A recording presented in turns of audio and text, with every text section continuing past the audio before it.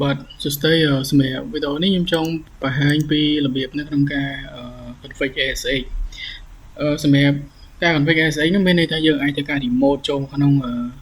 server បានដោយការដែលយើងប្រើម៉ាស៊ីនផ្សេងអញ្ចឹងណាដូចជា Windows ជាដើមអញ្ចឹងដើម្បីធ្វើបានទី1យើងអាចធ្វើការ update ទៅលើ Ubuntu សិនទៅអញ្ចឹងយើងអាចប្រើ command ថា sudo update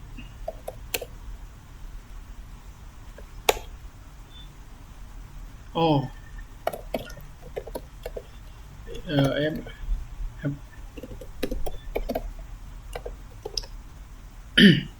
ញ្ចឹងយើងឲ្យគាត់ update ឲ្យចប់សិនទៅ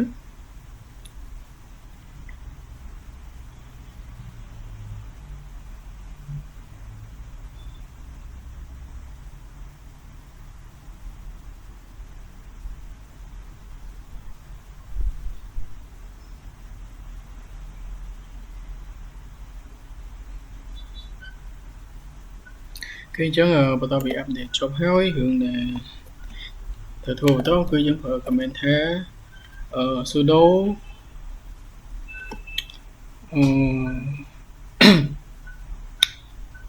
app install open sh dot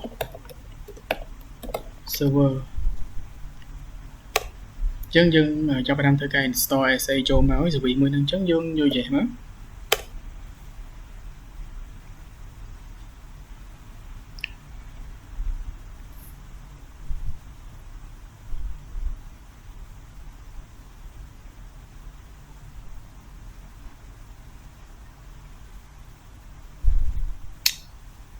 អញ្ចឹងបន្តមកទៀតយើងធ្វើការ start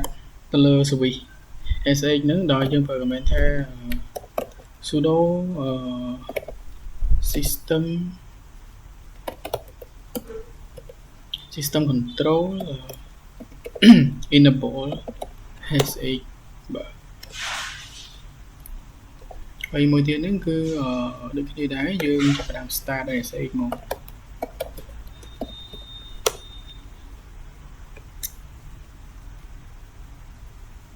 អញ្ចឹងយើងអាច check មើល status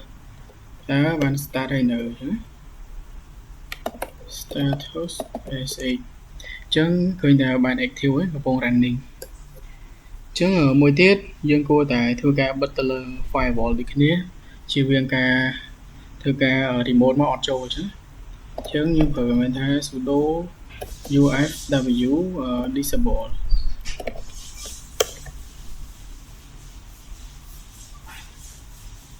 អញ្ចឹងគឺ firewall stop ហើយអញ្ចឹងយើងអាច check មើលបានតើវាបាន stop ហើយនៅអញ្ចឹង sudo ufw status ត្រែអញ្ចឹងឃើញថា inactive អញ្ចឹងដើម្បីធ្វើការ remote បានអ្នកទាំងអស់គ្នាត្រូវស្គាល់ IP របស់ server ហ្នឹងអញ្ចឹងយើងអាចប្រើ command ថា IPA អញ្ចឹងណាហើយយើង enter ទៅអញ្ចឹងសម្រាប់IP ហ្នឹងគឺនេះកន្លែង inet នេះខាងក្រោម 192.168.129 អញ្ចឹងយើងអាចធ្វើការបើកទៅលើ terminal ឬក៏ command prompt ធម្មតាអញ្ចឹងណាអ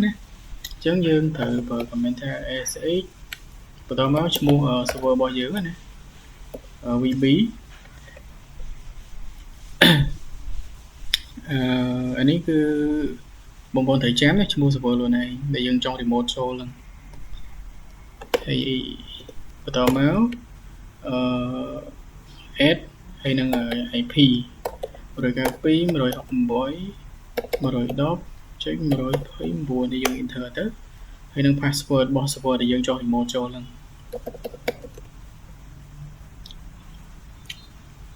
អញ្ចឹងតែប៉ុណ្្នឹងគឺយើងអាចចូលបានអញ្ចឹងយើង check មើលតើយើងនៅគេបាទគឺពន្លឺ VB ហើយចូលនៅ directory មួយណា current directory បាទអញ្ចឹងសម្រាប់ការ remote ចូលមកក្នុង server គឺមានប៉ុណ្្នឹងឯងអញ្ចឹងវីដេអូនេះគឺសូមបញ្ចប់ត្រឹមប៉ុណ្្នឹង